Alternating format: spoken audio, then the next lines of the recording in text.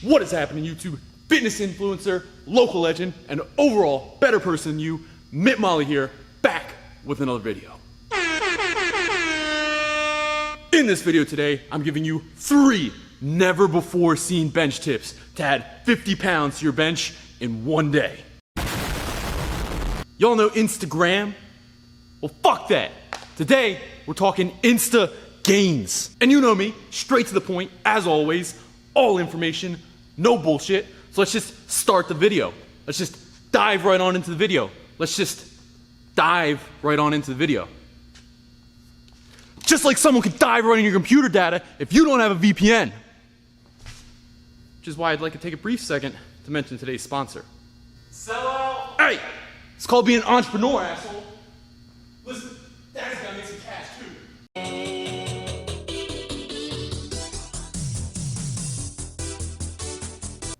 Oh boy, another bench video. I wonder if they figured out we're all just making the same videos over and over again until the eventual heat death of the universe. Wait, am I part of the problem?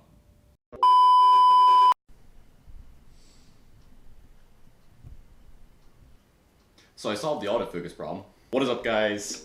It's your boy, Mamma Boy. Been a while since I've done a straightforward tip video for you guys, so here we go. All technique tips for today's video, and these should be things that are relatively straightforward to implement. So my first tip, if your goal is truly a stronger bench press, would be to develop a wider bench grip. Obviously what this does first and foremost is shortens the range of motion for us, pretty drastically actually, depending on how far you take this. And even just by shortening the range of motion a little bit, you'll actually be really surprised by how much easier this movement can feel. This is basically bench's equivalent of half squatting, except this is legal in powerlifting and half squatting's not. So the internet won't burn you at the stake for doing this, but they will burn you at the stake for half squatting.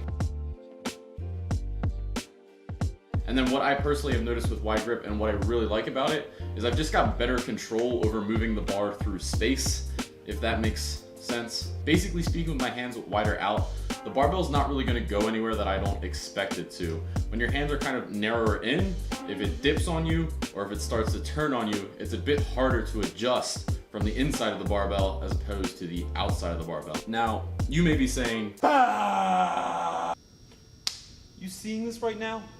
Juicy. I use close grip. It's just what Jesus intended. And I'll tell you, I was the exact same way. It actually took me quite a while to warm up to using the wide grip, but once I finally did get adjusted to it, I haven't looked back since. The main issue people will usually run into, and what held me back, is you'll usually feel a bit of stretch and discomfort right around where your chest connects to your shoulder, and here's a way to fix that. Take a normal 12-week training program with 3 blocks to it, and just each 4 weeks of each of those blocks, just widen the grip an inch out, and an inch out, and an inch out, and see if that works for you. If that does not work for you, you can do it even slower than that. So you can take 2 12-week programs, 16-week program, whatever you need, just slowly creep it out there to where it's comfortable. Keep in mind, if you do have a nagging shoulder pain, this probably just isn't going to be comfortable at all. So that is an issue you can run into, and it's probably not something I'd recommend for someone going through that currently. Also, I am not saying that wide grip is the 100% better option in every scenario. There are plenty of powerlifters that employ a close grip for their bench, and they're very successful with it. But that reduced range of motion can be clutch, so this is something I'd at least recommend trying at some point in your training career. All right, moving on. Tip number 2 is learning what's called the Bulldog Grip. Y'all know the suicide grip made famous by half reppers in commercial gyms everywhere? Damn! Yeah, that's the one.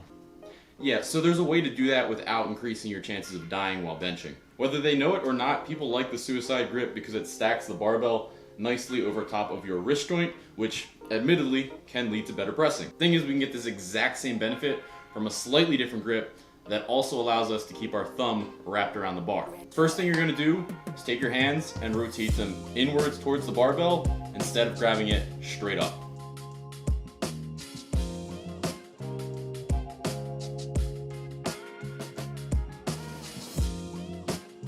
Think of your index finger and your thumb like a big check mark, and you want to make an arrow out of it with the barbell. Next, you're going to rest the barbell right along that crease towards that big meaty part of the base of your palm.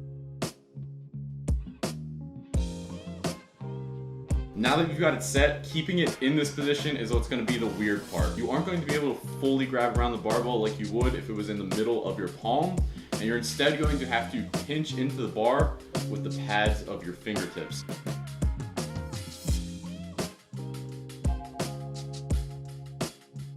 This is going to create a little bit of space in between your hand and the barbell, and that's cool as long as you're pinching down with those pads of your fingers and it's set into the base of your palm, you're good to go. Good thing to note with this grip, since I have talked about neutral wrist position, is you are actually going to be in slight wrist extension to be considered neutral with this grip. And this should make sense when you consider we want the barbell to be stacked over top of our wrist joint. If we have our wrist in that perfectly straight position, the barbell is actually going to be a little bit out in front. So that slight wrist extension brings it right over top of the wrist joint. And then we don't want that super big 90-degree angle wrist extension. So slight wrist extension, barbell over top of the wrist joint. Not gonna lie, this grip definitely takes a little bit of getting used to with that pinch feel. But the feeling of having the bar nice and stacked over your wrist is way better than just kind of haphazardly grabbing onto it. And my final tip for you guys will be to learn proper leg drive. Note I say proper leg drive. Basically speaking, we're shooting for our legs to be nice and tight throughout the entirety of the movement, and you're avoiding being an air humper. But Matt, what's an air humper? I'm glad you asked.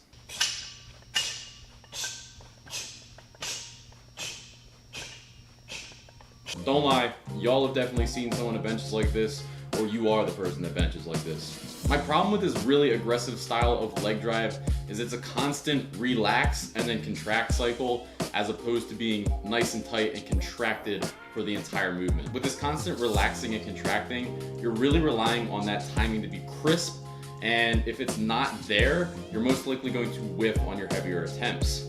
Meanwhile, if we're just tight throughout the entire movement, the only thing we have to worry about is, are my legs tight right now? Pulling off this kind of constant tension leg drive is really easy once you get the hang of it. All you need to worry about is from the very moment you have unracked this barbell, you are pushing as hard as you can into the ground. The big thing to worry about here is that you're not trying to push yourself up, you're trying to imagine sliding yourself off the back end of the bench. Basically speaking, if the weight of the barbell itself wasn't holding you down, you would actually slide your ass off the back end of the bench. Those of you benching on crappier benches, this may still happen. On a serious note, that cue is really helpful for those of you that do send your ass into orbit every single time you bench.